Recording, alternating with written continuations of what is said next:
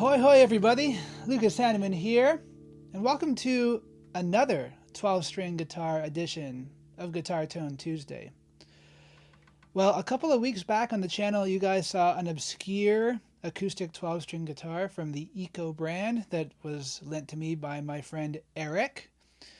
And this is Eric's other guitar. This is also an obscure and very interesting guitar. This is a Fender Villager 12-string guitar. The Fender Villager series was a part of Fender's initiative to create acoustic guitars in the 1960s. They started creating acoustic guitars in the year 1963, and they had quite a few models. This is the 12-string version of the model called the Malibu. The Malibu was a 6-string guitar with mahogany back and sides and a solid spruce top. And it was exactly the same body size as this. I'd say that this is pretty much an OM body shape, maybe just a tiny bit smaller. So it's very interesting to have a guitar like this with 12 strings. And as you can hear, it sounds very rich and very full for a little guitar.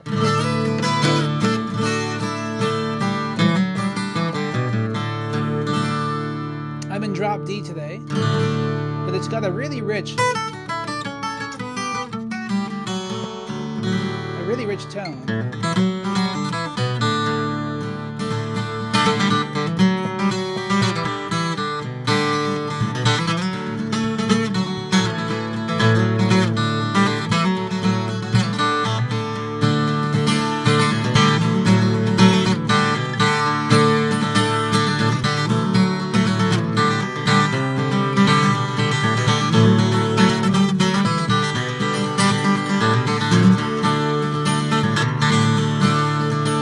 Minor too.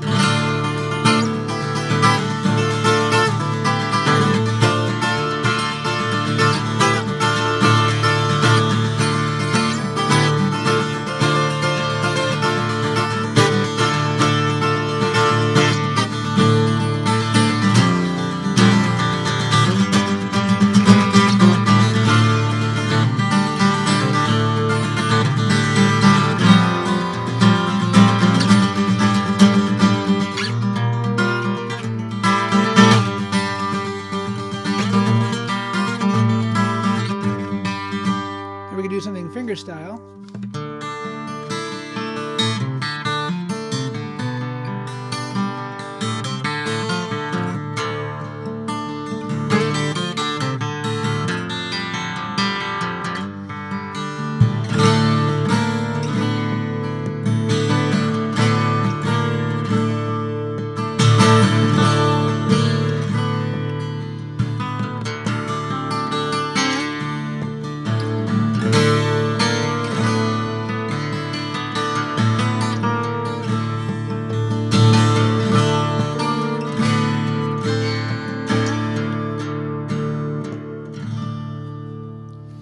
So as the story goes, this guy named Roger Rossmeisl was hired by Fender to create acoustic guitars. Now, opinions vary on how successful these guitars truly were. But one thing I can tell you guys is that if you guys want to get into the vintage guitar market at a reasonable price, and if you want an old Fender guitar that's not going to cost you a fortune, these are the ticket. I've seen these guitars go for somewhere around $800 up to about $1,200 Canadian. I just looked on reverb.com, and there's a couple music stores around the world that are selling these guitars right now. This is September 2020, by the way, when I'm recording this video. So, you know, they're pretty easy to find. And there are some very interesting and obscure things about the way that this guitar is constructed. First of all, I don't know if you guys can see into that sound hole there, but there's actually a metal post that goes all the way through the guitar. So it's almost like a lamp post or something like that that goes through the guitar. It does add a little bit of weight to the guitar, but the idea is that it helped stabilize the top with this being a 12-string guitar with a relatively small body size. And this. A bolt-on neck. Yes, just like that Eco guitar from a couple of weeks ago, this guitar also has a bolt-on neck. It's pretty cool. And look at that neck. This neck is a maple neck, much like the electric guitars from Fender at that era. Um, it actually feels exactly like a Stratocaster neck. It's oddly narrow from nut, for the nut width here is oddly narrow for an acoustic guitar. And that headstock is something funky for sure. Now, as you can see in the back here, these are 6 individual tuners, which probably adds a little bit of mass to the headstock, but certainly makes this guitar more stable than lots of 12 strings that have those kind of cheap tuners where it's all like where they're all kind of on a plate. So I really like these. These are actually, I believe, Klusons from the era. I'm not sure, but these are traditional tuners from that era. And I don't know if you guys can see here, but it's like the electric guitar, the guitar tuners from that time, where the string actually goes into this hole here, which is really cool. Another interesting thing about this guitar is it's got a fairly substantial radius on the fingerboard. I believe this is like a 7¼ radius, which is really interesting. So again, it makes it have that electric guitar feel. So you can play pretty quick on this guitar. Some people might say that the strings are too close together, but I actually don't mind it, surprisingly enough. Like, it actually feels... It feels nice.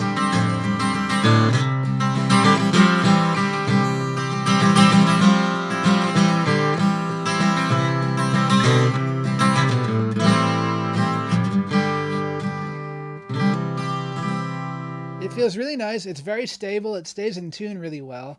And one other thing that might make this guitar more stable is the fact that it has straight headstock pull. Straight string pull at the headstock, I should say. It's a straight line here, just like on an electric guitar. Okay, so this thing right here is actually like a string tree to hold these strings in place. It's very cool. It's very different. What else about this guitar? Well, it's 1968, so it's probably still a Brazilian rosewood fingerboard. It might be a Brazilian rosewood bridge. I'm not sure about that detail. But it's certainly very, very unique, and it's been so much fun to play around with this guitar.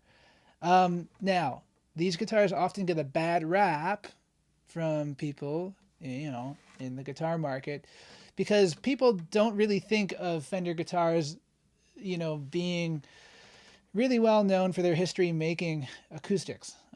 But I think that this is a very cool guitar. I would happily play it as, a 12 string if I were lucky enough to ever own it.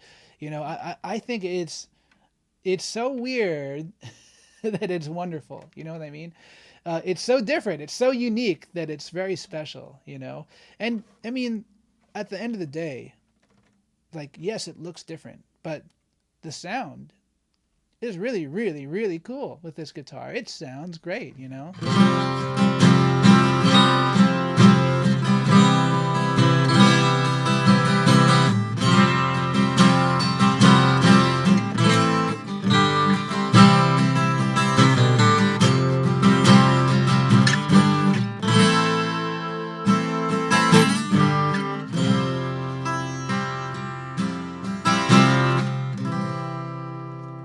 One last point before I let you guys go. An interesting thing that I can see on this guitar is that the body certainly, it's got that lacquer checking. So the body seems to be finished in nitro cellulose, although it's in very good shape for its age.